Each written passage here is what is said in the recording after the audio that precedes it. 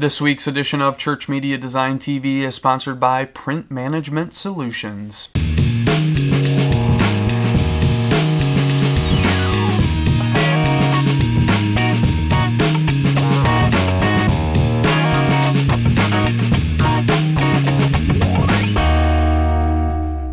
Welcome to another edition of Church Media Design TV, tips, tricks, and how-to for you, the church media designer. I'm your host, Brad Zimmerman, and I'm joined every week by my favorite bobbleheaded friends and more. But you got it right. We got Sean and Gus from Psych. We got little Whitey with some broken ankles still. Need to get those fixed. Colonel Sanders, and of course, Jesus Christ, the Son of the Lord Most High. Well, on this week's episode, we're talking about Easter planning resources, as well as I'm going to answer a ton of viewer questions. You guys have some great questions about all sorts of stuff, from audio to video to planning and time management. So many good different things. So we're going to talk about all of those things. Plus, I'm going to give you guys some great other resources, some free stuff, and some awesome inspiration. So if my bobbleheaded friends are ready, let's get into it. Well, let's reach into the stockpile and grab you guys some great resources from around the web. And the first one is Google has launched the Apps Marketplace. Now, this isn't anything to do with the Android app marketplace. This is for Google Apps and, Google Docs, email, calendar, all of those things. You can now integrate other applications. They've opened it up to third-party developers, and so some of these are free and some of these are pay, and you can find out more about this on their website. So you can see there's a bunch of different stuff in here. I have no idea what Batchbook is, or some of these, but MailChimp has a featured app that you can, integrate mailing systems, as well as they got some other things in here, like you can do online payroll and all sorts of different crazy stuff. But ChurchCrunch.com, as always, John came up with 5 great apps from the marketplace you should try. So we got Office Sync, or Sync, which syncs Office with Microsoft Office with apps, Social Work, Avery Design Suite, Zoho CRM, and DimDim for web conferencing. So those are some great apps that you can try, and I would encourage you guys to check those out, plus a whole ton more. And I'm going to get into the whole apps marketplace and how it can really help your church out in an upcoming episode.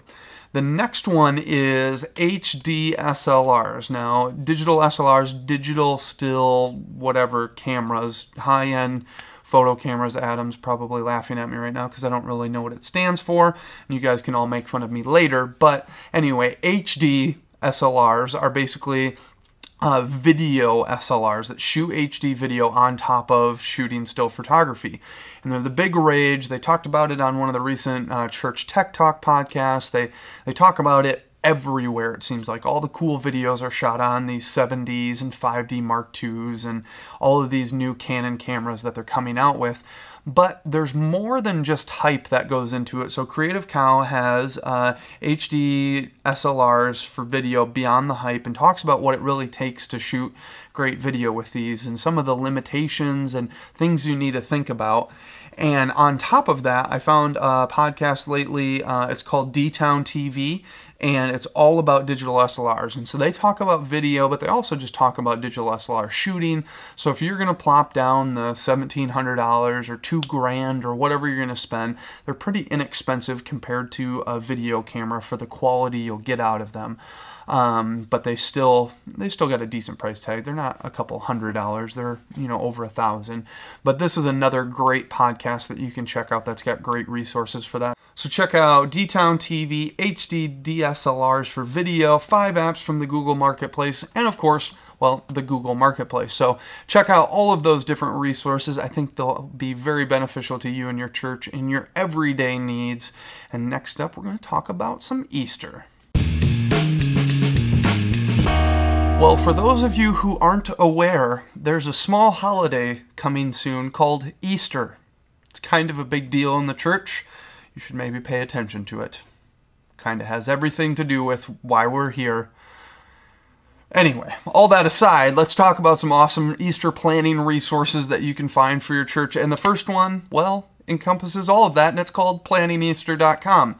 Now, easterplanning.com has got a whole bunch of different great resources and articles from different people. We got the 10 Commandments of a Weekend Experience. We got a guest post from Barton Damer with ideas, and a lot of these are just great ideas that you can use in planning out your Easter gatherings, as well as, here's some artwork or some different things. So make sure to check out planningeaster.com. The next one is the Church Marketing Lab on Flickr.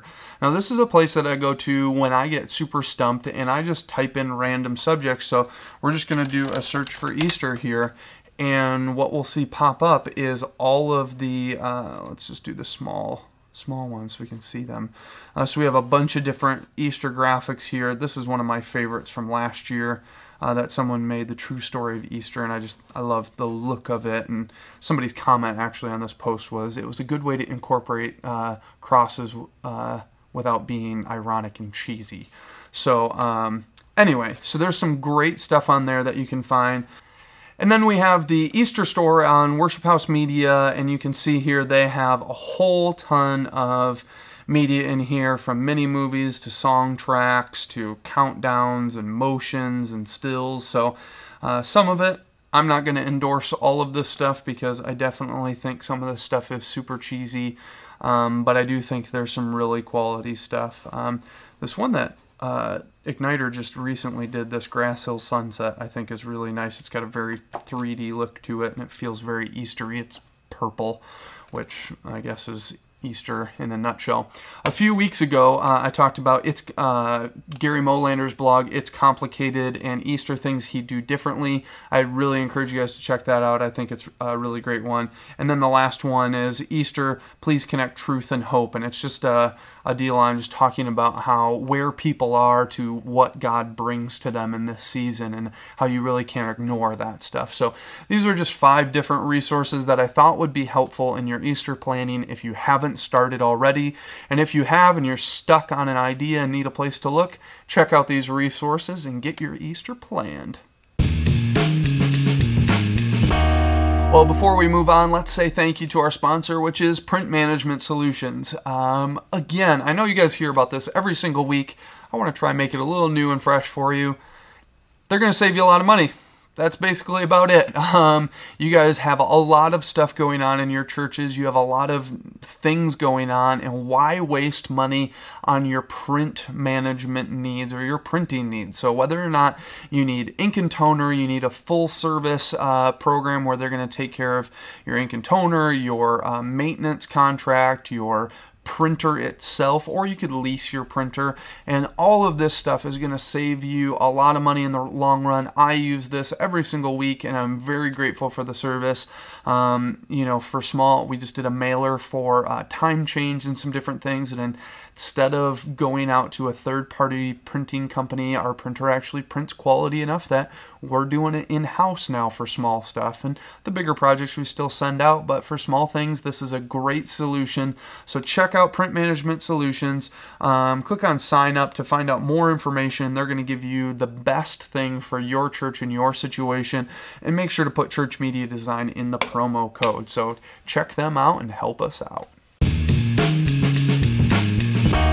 So every week I get tons of questions about all sorts of different stuff, and sometimes I have really good answers, and sometimes I say, here's my best shot at an answer for you, here's a good place to look kind of thing.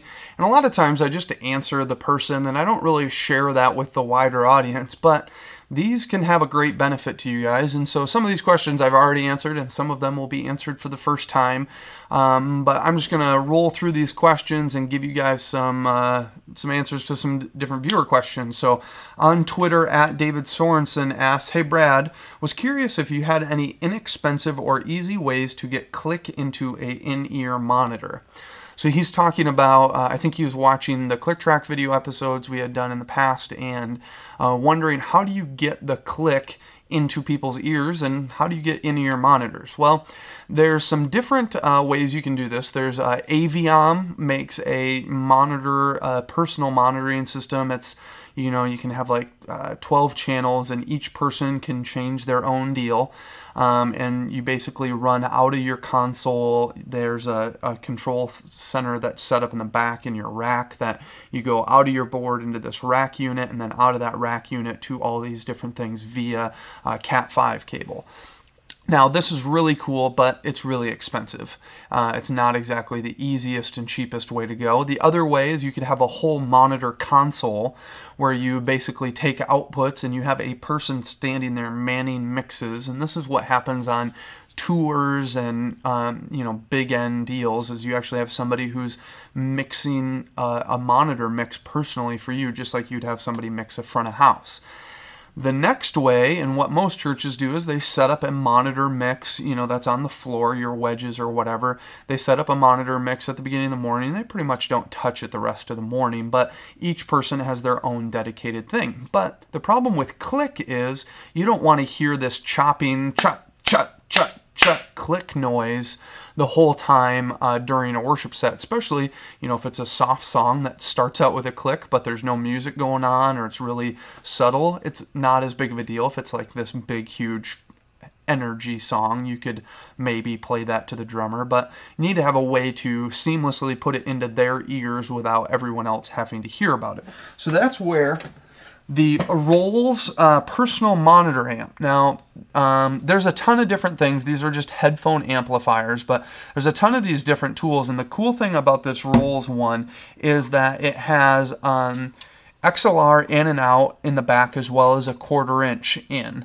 And then it's got 1/4 inch headphone and 1/8 inch headphone in the front. And you can do this in stereo or mono, which comes into handy if you have, stereo or mono mixes. But the nice thing about this is it's $50. So let's say you have 4 different monitor mixes, which this is what we have at our church and what a lot of churches have. They have 4 monitor mixes, and some people share, or some people don't have a monitor. So let's say you have 4. It's going to cost you $200 to get yourself going with in-ears. And then all you need to do is have them bring their own headphones, or you can provide your own. You can get, I have some Shure E2Cs, but Shure makes a lot of great headphones. You can get them some quality ones for around $100. For drummers, a lot of times they like to go with your big earmuff style headphones, and those can range from hundreds of dollars down to $50 or so.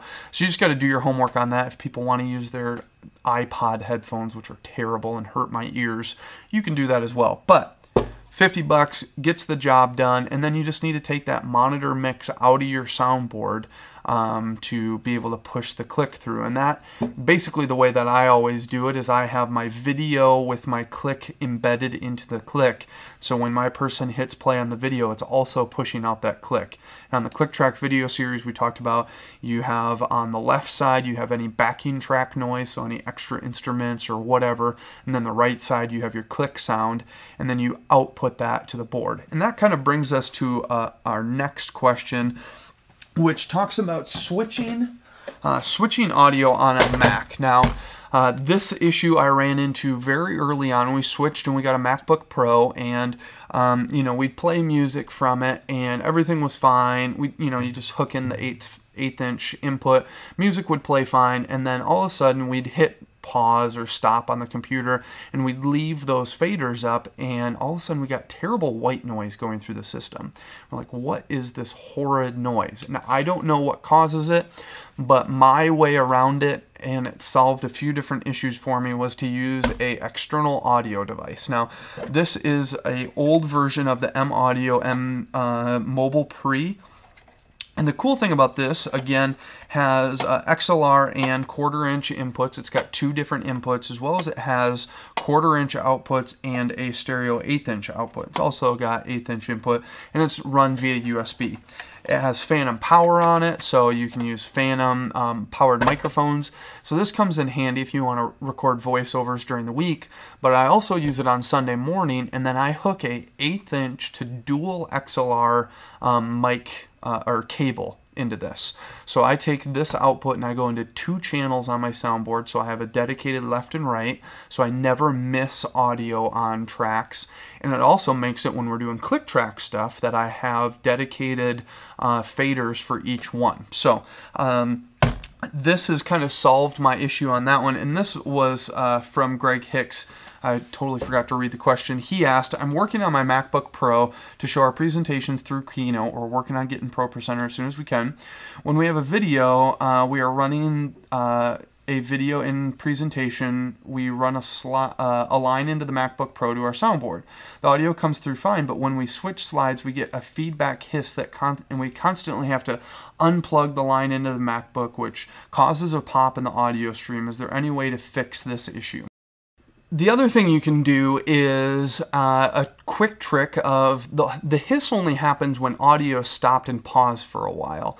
And so what you can do is tell your sound guy, bring the faders down, hit play on your track, and then hit stop, and it will push some audio through, and do that, 5 seconds before the video starts, and then tell him to put the faders up, and then you can hit play, and you won't have any hiss sound that starts when the video plays or when he pushes the faders up, so you can have a seamless transition. So hopefully that answers a little bit about audio switching on the Mac. The next question comes from Twitter, and this is from @Chris Avalar. I don't know how to say your last name, sorry. What would you say is the best render settings, or what would you say the best render settings are for Pro Presenter when using Final Cut Pro? Some of my vids look a little grainy. So this comes down to a simple issue of your flow, your process of rendering out. Doesn't matter what program you're coming from, this is what I would suggest. A lot of people use Apple's ProRes codec, which is only available if you have Final Cut Pro installed on a Macintosh machine. You can't get the ProRes codec working on a PC, as far as I can tell. I've gotten videos in ProRes that don't work. So as far as sharing goes, I always try to use Photo JPEG compression as a QuickTime movie with Photo JPEG, and I do it at 75 or higher, so that's high or very high in their little slider, but 75 to 100. I haven't noticed any quality loss at 75, and it keeps my file size pretty small. You're going to render out a full quality, high-res, multi-gig file, and then you're going to use QuickTime Pro or another compression tool to turn that into an H.264 file. Now, if you're going HD, I would recommend anywhere from 1,000 to 6,000 or 8,000 kilobits per second for your video, and then 128 or 160 for your audio. If you're going SD, you can cut that back a little bit and do it anywhere from 800 to 12 or 1,500 kilobits for your video, and you'll get great quality out of that. And if you go multi-pass on it and you check that you want to do multiple passes, all that means it's going to render once, render a second time, compare frames, and use the best of both worlds. You're going to get your best quality for your smallest file size. So it doesn't really have anything to do with Final Cut Pro. It has everything to do with making sure you render out that high quality one and then compress from that. Because if you're trying to render out your H.264 file from Final Cut, you're gonna just have to render over and over again instead of just compressing, so you don't have to recalculate so many times. So hopefully that answers that one. And then our last question comes from Kyle, and he asks, being a volunteer, I only have a limited amount of time to work on any one project. What do you find produces the most reward versus the time you put in? So this is a great question. Many of you out there are volunteers, or you're doing this part-time and you're trying to juggle all of these different things. So this is my opinion of the flow of things that you should do. And a lot of it has to do, like you said, produces the most reward. So I would always start with your energy and effort going into graphics that are going to be used for multiple weeks. So series and sermon graphics that aren't going to be used for just one Sunday, but they're going to be used for multiple Sundays. And they're not just going to be used on the screen, they're going to be used on your website, your bulletin or handout sheet.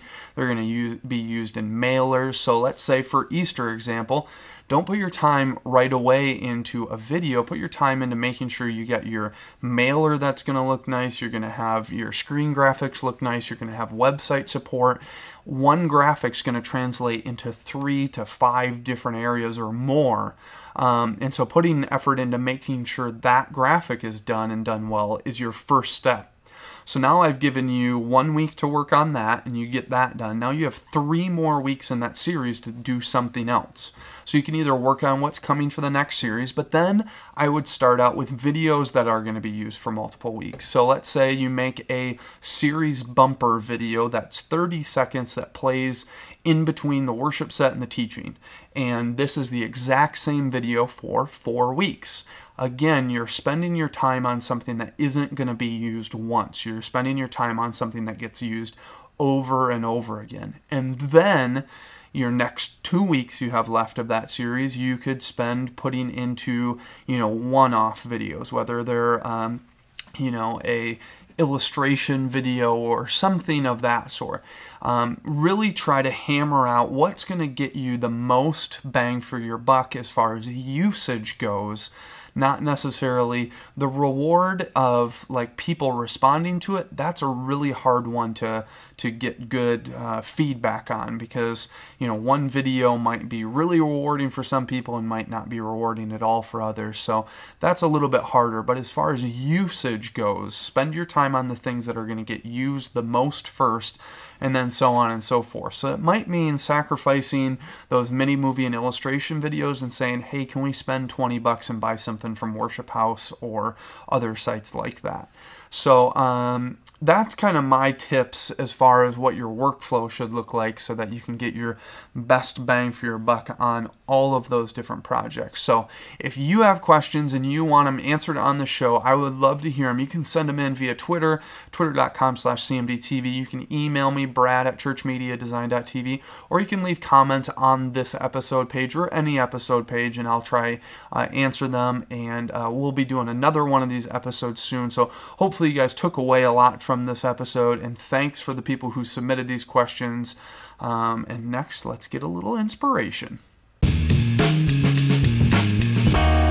Well, this week's inspiration is a film from the Doorpost Film Project, and I saw this come across Twitter, and I thought it was an incredibly creative and clever film, and there's a ton of great films in here. One, actually, The Lost and Found shot by Jared Rummel is actually done in my hometown. I was like, hey, that's the antique shop down by my old house, and Adam's actually friends with these guys, and so make sure to check that one out. But the one that I really want you guys to check out today is called Table 7, and it's just a very, very interesting piece that to me made me think a lot, and I think you guys will enjoy it. So it's a little bit longer inspiration than we normally have, but I really want you guys to check this out, so check out Table 7.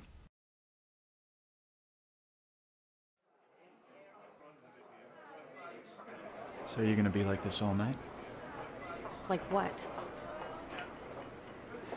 Lauren, look, Just stop. I don't want to talk about this here. Why not? I just don't feel comfortable discussing it here. I don't want somebody listening in. There's nobody listening in. Well, you never know. Lauren, this is ridiculous. Would you just talk to me? Jack, I don't know what to say.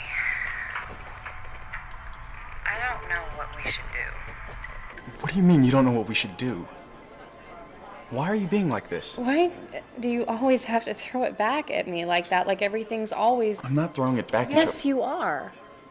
Can we just please talk like adults for once? Well, if it were up to me, we wouldn't even be having this conversation. Can we just get the check and go? Okay, Lauren, I think that you're making this into much more of a big deal than it really is. How can you say that? After everything that's happened, that it's not that big of a deal? Really, Jai? Because... As far as I remember, this is the same conversation that we had 2 months ago. I still understand why this I think things are so black and white, but it's not always that simple. I don't see what's complicated about this. Okay, fine. Tell me, Lauren, what do you think we should do? What do you want?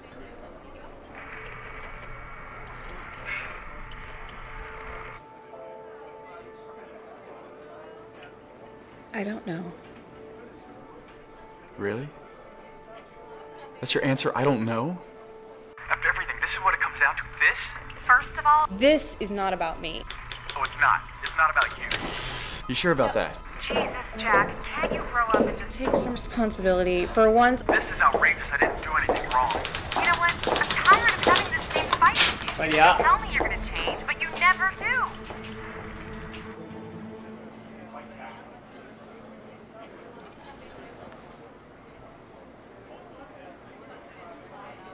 I just don't know what to say to you right now. looks like we might not even have anything to say to each other.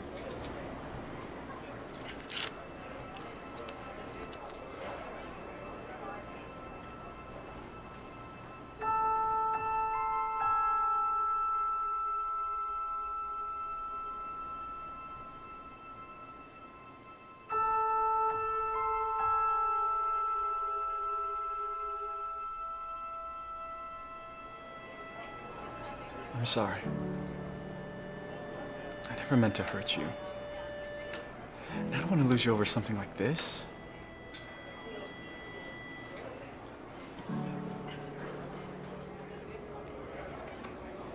Me neither. I'm sorry too. I guess I overreacted. I hate it when we fight. Me too. And he asked me if I wanted to do a couple of Christmas cards this year. Really?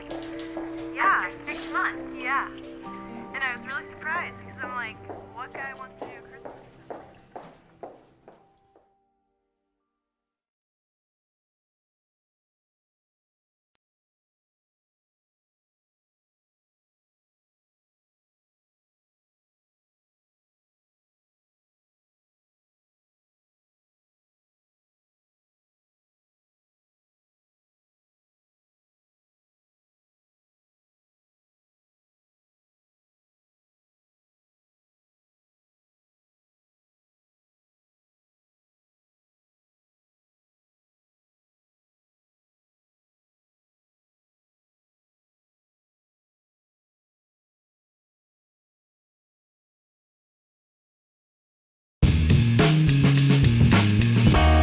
Well, this week's freebie is a series package that I just finished off for our series on the Prodigal Son. It's called Lost Cause. And so you can download this. There's a Photoshop file for it, as well as the still backgrounds in widescreen and in full screen. This was something that I put together in about a day, so it's nothing super special, but I wanted to share it with you guys. You maybe can conform it for something different. It's pretty easy to change out the text and, you know, make it look a little bit different. So hopefully this will at least cut down on some project, whether it's an announcement slide or a youth series or a Sunday morning series or a series called Lost Cause. So download this today and add it to your arsenal. Well, thanks for tuning in to another edition of Church Media Design TV. Hopefully you guys walked away learning something new today, as well as getting some inspiration from a clever video or some free stuff or whatever you may have walked away with. I encourage you to check out all the links and all of the show notes on the website, and you can watch the videos there in HD if you want to, or you can download the HD version of our podcast now, or the regular, whatever fits your fancy. But next week we're going to be launching and talking about the film festival. So you'll find out all about the film festival next week. I'm really excited about it. We'll have the website and all that stuff up with all the information that you need to know. So tune in next week to find out about that and get your submissions ready. So as for me and my bobble-headed friends, we're saying see you later.